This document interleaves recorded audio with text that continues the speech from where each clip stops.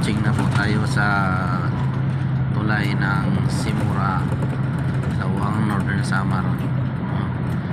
Ito yung tulay na nagdudugtong ng Northern Samar at saka ng Eastern Samar.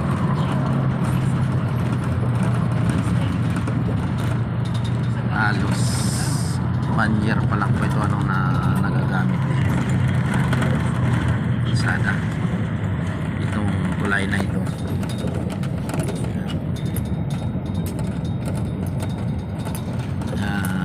Napakalaking bagay po nito na natulayan ito dito na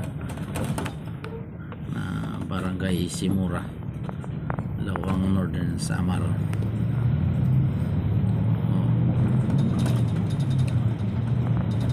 Kita lang natin, tingnan natin, malapit na po tayo, approaching na po tayo. Napakagandang lugar po ito dito. Ang malawak ng mga palayan dito, hindi lang gaano nakakapagtanim kasi wala silang irrigation. Napabakante lang yung mga lupa. Yan, kaliwat kanan yan mga palayan wala kasing dito tubig naasa lang sa ulan, tubig ulan kasi wala silang running water, irrigation.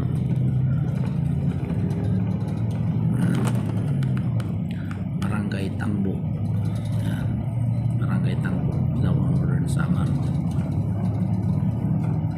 So guys, malapit na po tayo, nakita na natin yung tulay. Matagal na panahon bago na tulayan ito dito para magdugtong yung norte at saka este hasta pa west Samar. Yan, dito na po tayo. Yan, ito na yung tulay po napakalaking bagay po nitong tulay na ito. Dati yung mga tao dito halos bangka sinasakyan nila. Ngayon lago sana yung mga sasakyan. Palit lang naman ito na ilog, hindi naman siya ganun ka haba o kalapad. Ayan siya. Ito na po yung tulay napakalaking bagay nito, tulay na ito. Ayan, ganun lang, maiksi lang ganun luluwag po ng palayan dito.